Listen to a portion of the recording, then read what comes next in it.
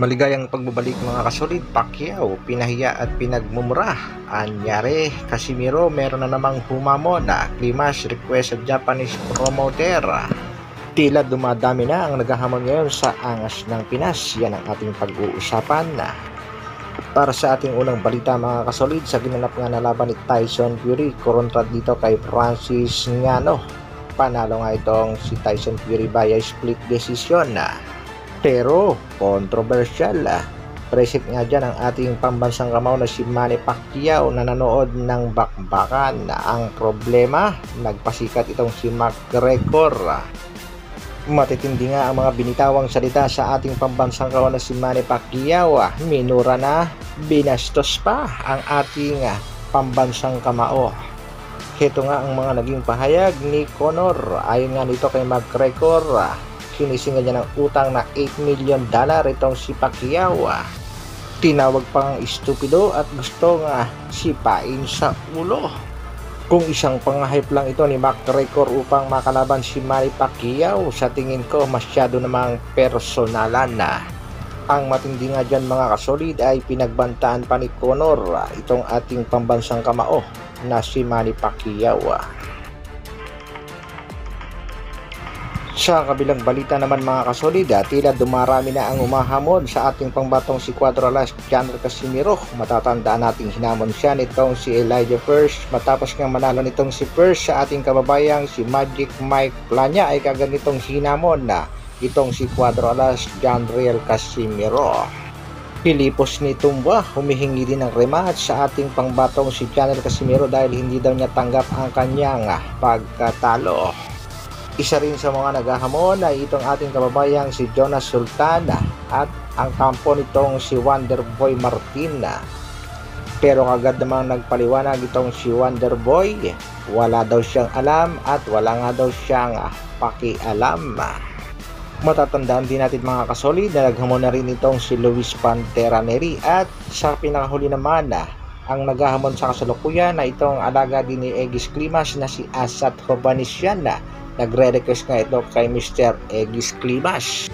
Matapos ngang matalo itong si Asat Hovhannisyan noong Pebrero kontra dito kay Neri via round 12 technical knockout, ay nagre-request nga siya kay Egis Climax na bigyan ng isang malaking laban na.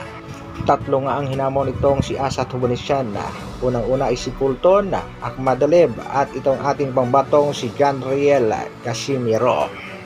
Para sa kalaman ng lahat, itong si Alas ay alaga rin ni Egis Climax kaya madali ring maikakasa ang bakbakan kung sakaling pahihintulutan ng mga Japanese promoter. Dahil alam naman natin hindi maganda ang naging resulta ng laban ng ating pangbatong si Alas kontra Japanese boxer na nagdrama din.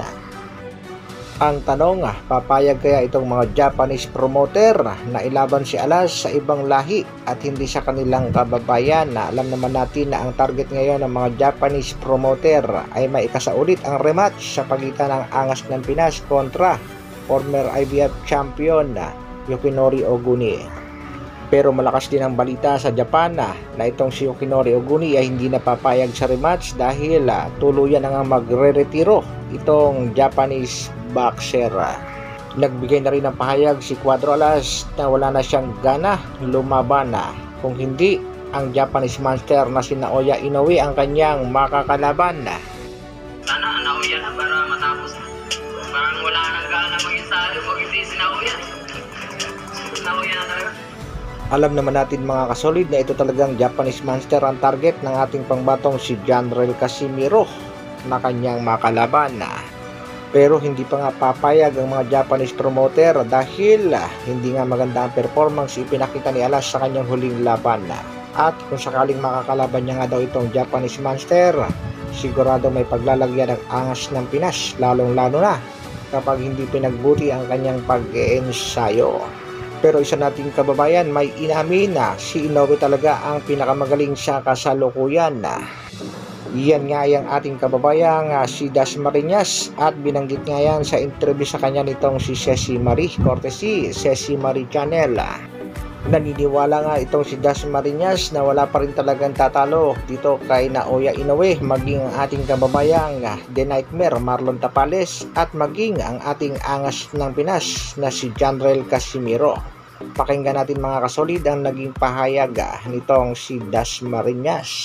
Sa ngayon talagang kumbaga si Naoya Inoue sa lower class ng boxing talaga siya yung pinakamagaling ngayon. Okay. Ilan taon na ba yun? Pero heto talaga ang inirequest ng nakararaming boxing fans dito sa Japanese promoter. Ay ito nga ay ang hamunin itong Mexican bad boy na si Luis Pantera Neri. Ito daw ang isa sa pinakamagandang kalaban ng ating pangbatong si Alas dahil top contender nga prior sa laban sa Japanese Monster. Hanggang dito na lang muna mga kasolid, isang like naman dyan at sa mga bagong mapapadaan sa aking munting channel, pasubscribe naman. Maraming salamat sa patuloy na pagsuporta at panonood. Mabuhay, Dr. Alvin Vlogs. Brrrr.